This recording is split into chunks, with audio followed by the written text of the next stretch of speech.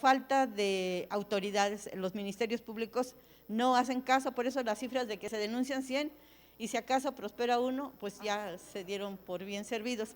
Y la segunda es, esto funcionaría en las zonas rural, en las zonas urbanas, en las de mayor preparación de las personas, porque vemos que, por ejemplo, en usos y costumbres, esto es letra muerta. Sí. ¿Cómo le van a hacer para que permee y llegue realmente a toda la sociedad? Hace rato escuchábamos a la secretaria Olga Sánchez, donde decía que ahora con la pandemia, cómo han aumentado las violaciones, los feminicidios, que son terribles, las agresiones sexuales a niñas y a niños. ¿Qué es lo que va a pasar? ¿Qué van a hacer ustedes mientras esta ley pues se pone en funcionamiento? Y ojalá que los hombres legisladores, tanto aquí como en el Senado, pues hicieran algo, porque parece que ellos son quienes protegen a este tipo de agresores en la falta de las pensiones, que se esconden, renuncian a los trabajos, y nadie los castiga. ¿Qué van a hacer para que funcione y no sea una ley más? Gracias. Gracias. Bueno, mira, es una pregunta muy pertinente y yo te la agradezco, y primero que de nada te diría que lo que no se nombra no existe. Entonces, lo primero que nosotros queremos hacer a través de estas iniciativas es poner sobre la mesa y echar la luz sobre, o el reflector, si me permites decirlo de esta manera, sobre esta problemática que bien nos estás dimensionando. ¿Qué otras cosas vamos a hacer nosotros y qué hemos venido haciendo y que a ustedes a lo mejor aquí les consta? Vamos a continuar luchando por un presupuesto, ojo, que aquí lo hemos dicho mucho, cariño que no se refleja en la nómina no es cariño. Ya viene también la discusión del presupuesto y por supuesto vamos a volver a pelear porque estos programas que atienden la violencia contra las mujeres no solo no disminuyan como así viene previsto, sino que incrementen su asignación. ¿Y por qué es importante? No únicamente en los temas que tienen que ver específicamente con violencia contra las mujeres, como serían los albergues para atender a las mujeres violentadas, que como todos sabemos han tenido una disminución dramática, sino también la incrementación del presupuesto para la capacitación de los ministerios públicos y también de los primeros operadores del sistema de justicia para que entiendan a diferenciar cuando se requiere una atención con perspectiva de género. Y esto que tú me mencionas es fundamental. ¿Cuántas veces las mujeres denuncian ante el Ministerio Público, primero a lo mejor por algún maltrato y lamentablemente al final terminan siendo feminicidios? Entonces, sí es muy importante que estemos poniendo el dedo en la llaga, uno, de continuar dotando de presupuesto, dos, de impulsar estas iniciativas para que también las personas que estén violando, yo estoy hablando de la agresión sexual, no estoy hablando ahorita del que tiene que ver con registro de pensiones alimentarias, pero lo que tiene que ver con agresión sexual, que primero que nada entendamos que no es normal, que ninguna forma de violencia es normal, que te griten y te empujen no es normal, y de ahí se empiezan a acrecentar esas denuncias. Entonces, necesitamos estar particularmente en usos y costumbres cada vez más cercanos con ese tipo de poblaciones para que puedan entender que aunque sea culturalmente aceptado, no es algo acorde a la dignidad y a los derechos humanos que tenemos todas y todos los seres humanos. Entonces, contestando puntualmente a tu pregunta, impulsaremos el presupuesto para los organismos que están, no únicamente los que tiene Secretaría de Gobernación, sino también desde el punto de vista del Poder Judicial, de las defensorías, de los institutos de atención a víctimas que tienen que ver también con esta necesidad que lo hemos dicho mucho, de que tengan una representación jurídica pertinente para que puedan ir a decir, a mí me pasó esto y se va a dar el seguimiento de mi expediente hasta que esta persona pueda estar condenada y pueda entonces acceder al registro.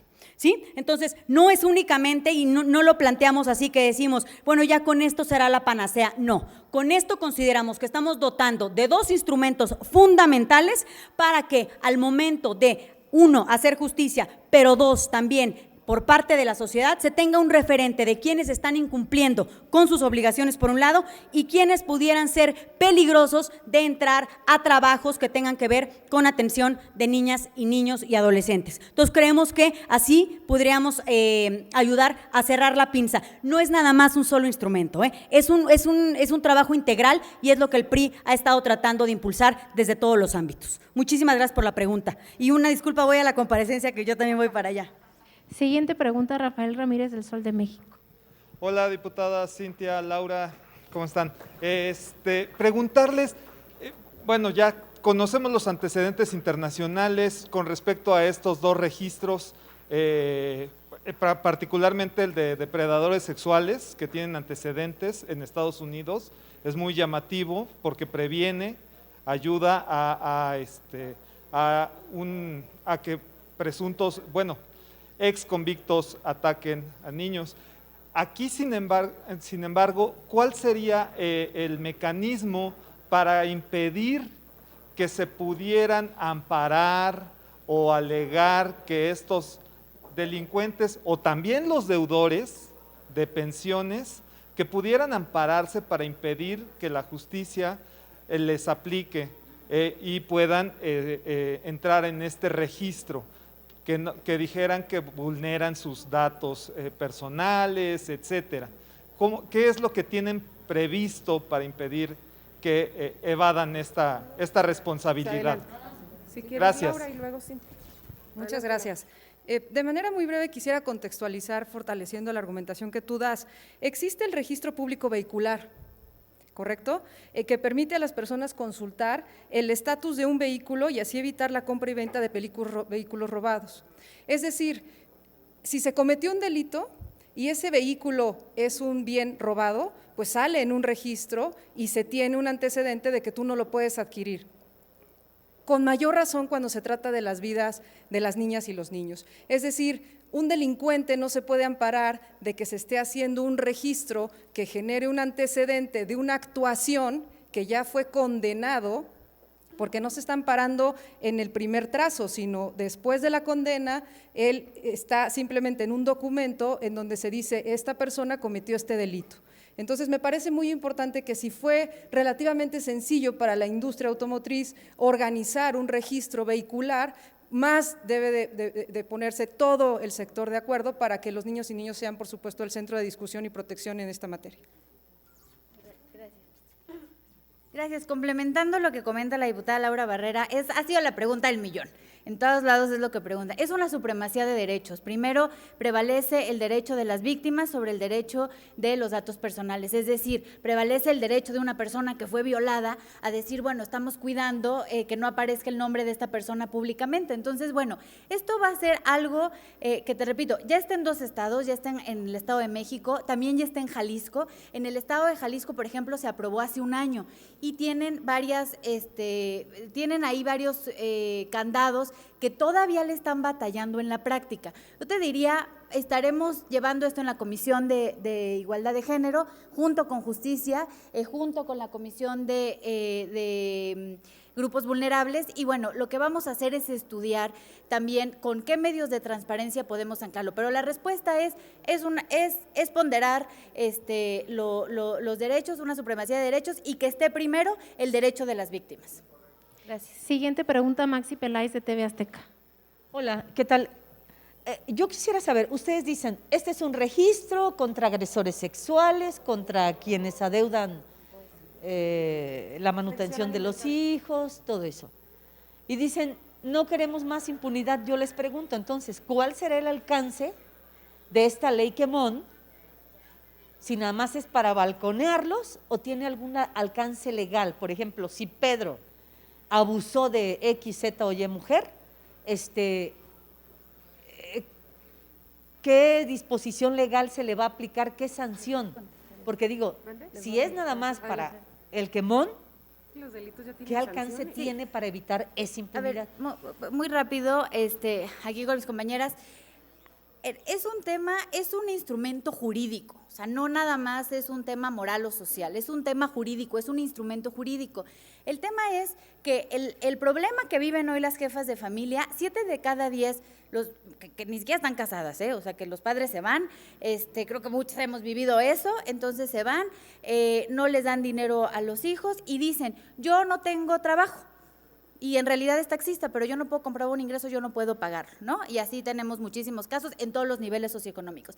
Aquí el tema, el instrumento jurídico es, por ejemplo, Pedro, que decías que va a entrar a trabajar a Uber. Aquí la idea que tenemos pensado es hacer un convenio con todas las empresas socialmente responsables. Entonces, que Uber, que va a contratar a Pedro, le diga, Pedro, estás en el Registro Nacional de Deudores Alimenticios. ¿Quieres un buen trabajo? Sí. De aquí vamos a anclar que le pagues la pensión a tus hijos. Entonces, es un poco… No es un castigo, también se vuelve un incentivo, que empresas socialmente responsables puedan ir de la mano en esta ley y entonces para que tú puedas trabajar y puedas tener un buen ingreso, la propia empresa ayudará a que puedas tú pagar la pensión. Entonces, es eso, no se trata, o sea, la idea es ley quemón por el nombre, pero en realidad es un instrumento jurídico para apoyar a todas las madres jefas de familia. Por ejemplo, el que quiera sacar un crédito hipotecario, en el estado de Jalisco lo anclaron, y entonces si tú quieres sacar un crédito hipotecario, no puedes estar en el Registro Nacional de Deudores Alimentarios. Entonces, empieza a ser un instrumento jurídico para impulsar que sí lleguen a pagar la pensión. ¿Del agresor sexual me puede poner Y del un agresor ejemplo? sexual, muy brevemente, el tema es, a ver, muchas personas son sentenciadas. La sentencia final habla, le dan su sentencia, está en la cárcel, por alguna razón en nuestro país salen, cumplen la sentencia, se escapan de la cárcel, lo vemos todos los días, lo analizamos, por ejemplo, en el caso de la colonia Guerrero, que es la colonia con mayor número de personas que están en la cárcel, y lo que analizamos es que salen de la cárcel y son reincidentes. Entonces, analizamos las cifras de reincidencia y entonces lo que pasa es que Juan Pérez pues ya había violado. Y ahora trabajaba en una escuela y entonces violó a otros niños. Entonces, con esto lo que se trata es que uno puede estar cuidado. A ver, hasta para tener una pareja, ¿no? Que lo puedas meterte, que lo puedas checar y pues que ya sepas por lo menos que no debe la pensión alimentaria y que no es un agresor sexual. Yo nada más construyo para cerrar esa parte de agresores sexuales. El día de ayer también, dentro de las múltiples reformas que se aprobaron en el tema de justicia, va una, porque aquí lo comentó bien la diputada Mariana, no, esta no es la solución integral, es una parte de la solución que estamos poniendo para las mujeres, para las niñas y los niños, para que obtengan justicia y para que no haya impunidad. Y el día de ayer, y construyendo sobre lo que acaba de decir Cintia, precisamente de que entran a la cárcel y de repente salen con libertad condicional, el día de ayer se aprobó que en el caso de feminicidio y de agresiones sexuales no exista libertad condicional y se sume a lo que ya consideraba la ley, que es delincuencia organizada, secuestro, trata de personas y a partir de ayer, violación también y feminicidio. Entonces creo yo que poco a poco vamos a ir construyendo en este andamiaje y en este interés que, como se los dejamos claro, tiene el grupo parlamentario del PRI de proteger a las mujeres y a las niñas y a los niños. Muchas gracias. No hay más preguntas.